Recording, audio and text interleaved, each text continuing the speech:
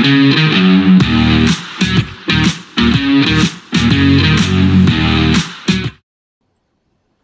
welcome back to the Supercoach Enough channel.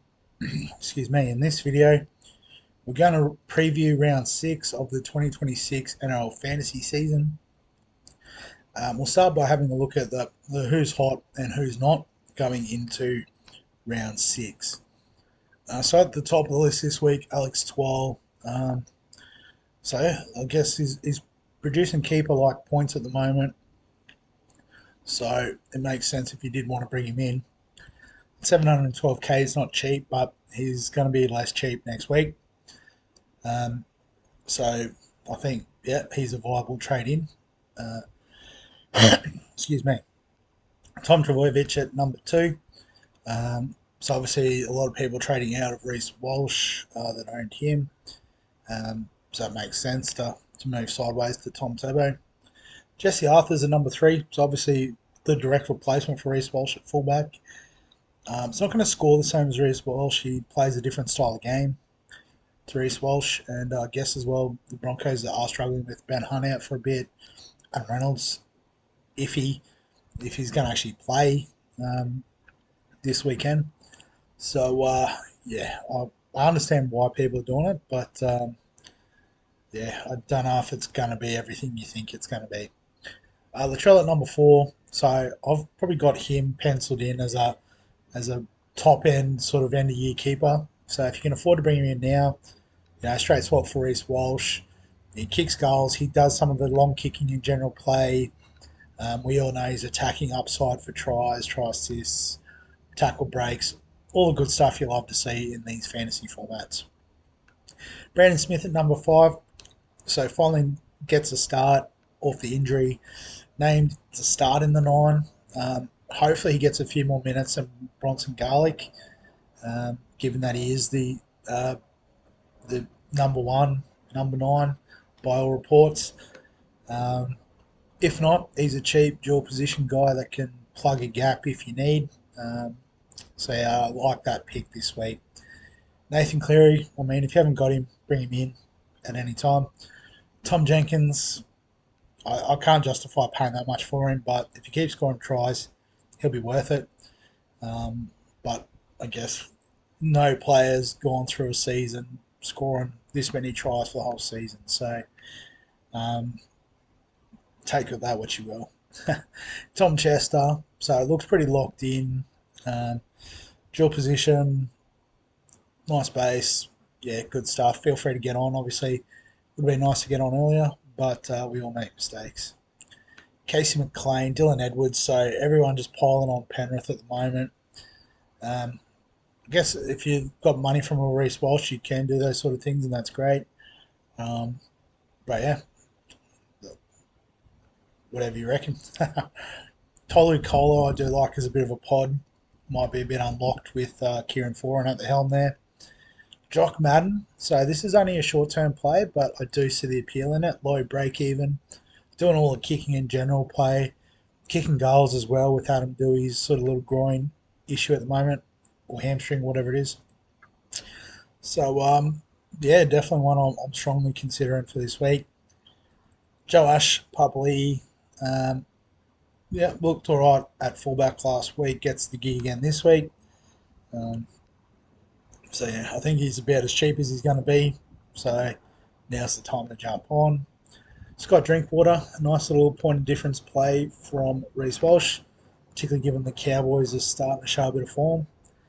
And Fletcher Hunt, another sort of replacement fullback, doing all right. Jesse Arthur's sort of style. So, yeah, don't hate Fletcher Hunt. On the chopping block, Reece Walsh, yes, out for 4 to 6 weeks, 6 to 8 maybe. So yeah, he's an easy cut. Dave Fafita, I'd keep the faith in unless you got absolutely nothing else going wrong with your team. Stephen Crichton out injured, so he can be cut. Payne Haas, another one that I don't think it's worth the 2 trades to trade him out, trade him in, unless you were sort of planning on trading him out through Origin. In which case, I guess you're doing it a bit early, but you do miss out on a few potential big games in the middle once he's shoulder comes good. Ethan Sanders, I think, can go. He's sort of topped out in price. Selling Cobo on the buy can go. Isaiah Qatar on the buy as well has probably underperformed. So copy and paste for those two. They can go. Bradman Best injured, he can go.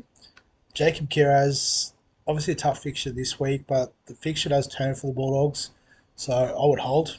And, one iffy score this week. You can do the loop if you want. Um, but I'd hold.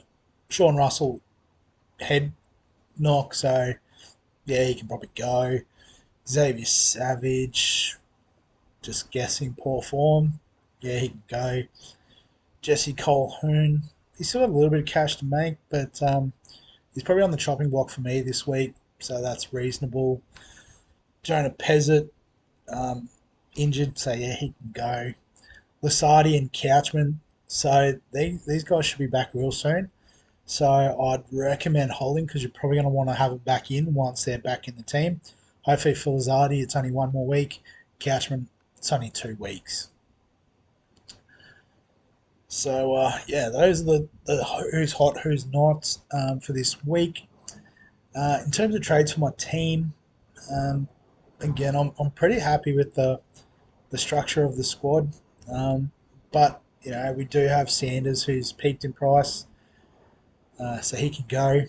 And then we do want to bring Brandon Smith in, so it probably makes sense to trade out a middle. So Colquhoun's probably the closest to peaking in price, and was also sort of sitting in emergency six anyway.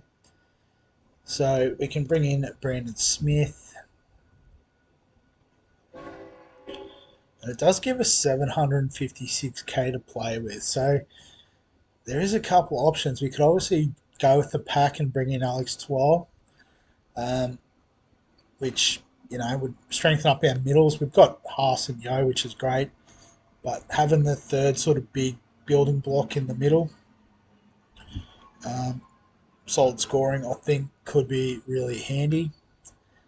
But then it does leave us with Cleary and Campbell as our only two halves.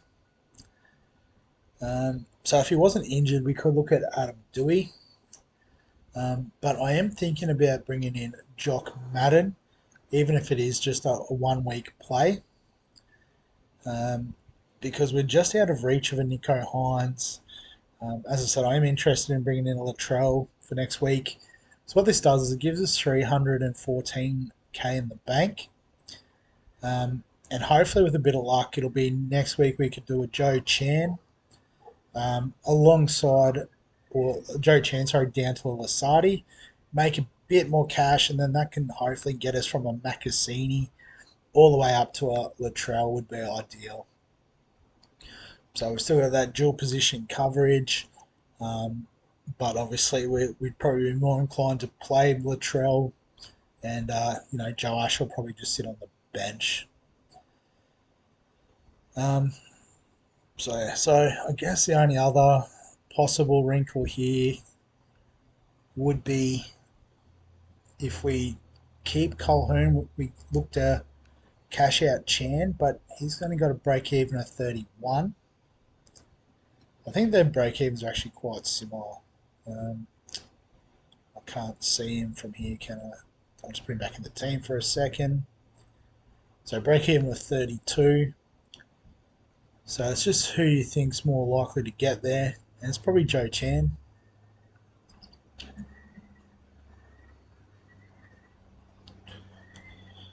But I suppose I'll just bring Sanders back into the fold. He's got a break even of 38, so he might not lose a lot of cash this week. Do we look to do something more like this? So that gives us 857, which really opens it up. We could get a Nico Hines, but he's on the buy next week, so I'm not so keen on the Hines trade in. I guess we could go 12 because we've still got halves coverage.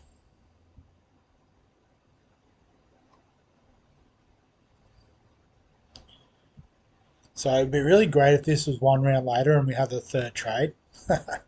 but it's not to be. So, because then I guess the other wrinkle, we've still got 100k, 145. So if I take out Colehern, we need 334.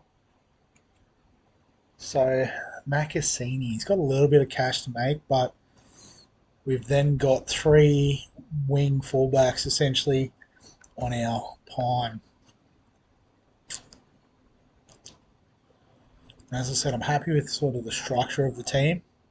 Probably wouldn't mind a fourth half, but we've got these edges that are going gangbusters in cash, so we'll run with them.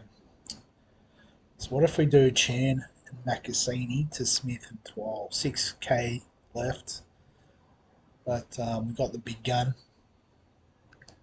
Oh, I just realised I thought we were training Latrell. We can't even do Latrell because he's 767. Hmm. Well, let's just do a quick look of how it looks. Team this week. So, yeah, so we've probably lost one sort of guaranteed non-playing player. So now we've got a tougher decision over who doesn't play this week, which is less than ideal.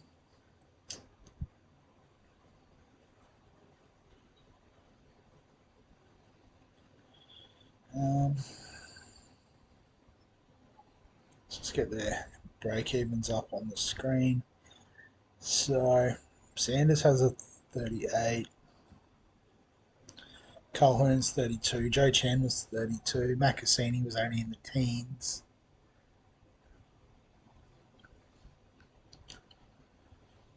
So I think, yeah, let's reverse the. Oh, it's because I put him in the middle. Um, that's right. We'll just roll back the team. We'll do it again.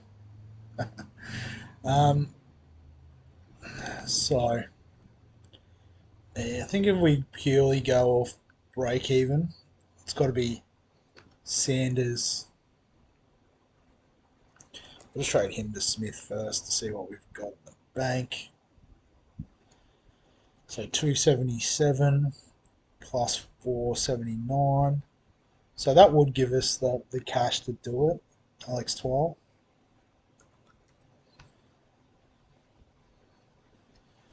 Just, I guess we would have to fix the lack of half coverage later.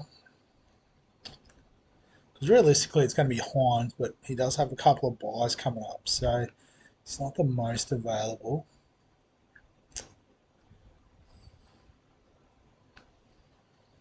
But we've still got Chan sitting there, which could make us some cash next week or in the week after with Couchman as well. So I think we'll do this. Put Twal on field. Probably just leave Brandon Smith on the bench this week just to have a look at the role. Pretty happy with the back five. Possibly play Fayamani over Papali. Just I feel like the Titans' right edge could be good against Para's left edge. So then we've got to make a decision who out of these five misses out, or do we consider Fafita or Lukey in that mix? So Lukey up against the Broncos.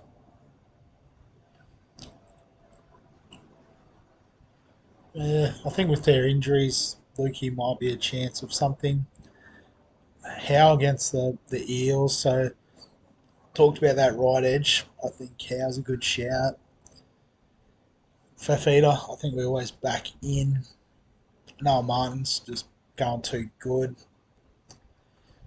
Chan against the Warriors, looking to bounce back. I do like that. So it's probably going to be Stewart or Mooney that misses it out.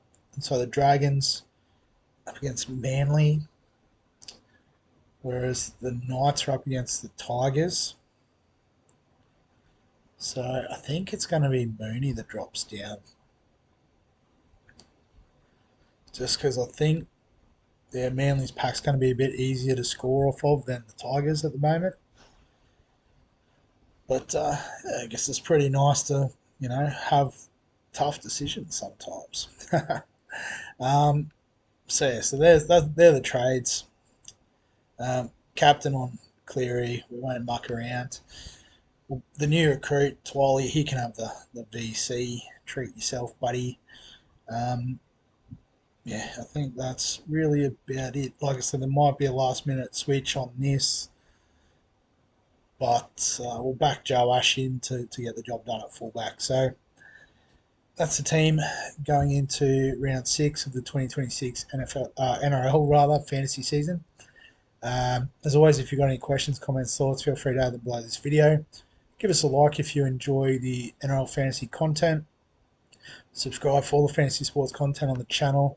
And other than that, we'll catch you in the next one.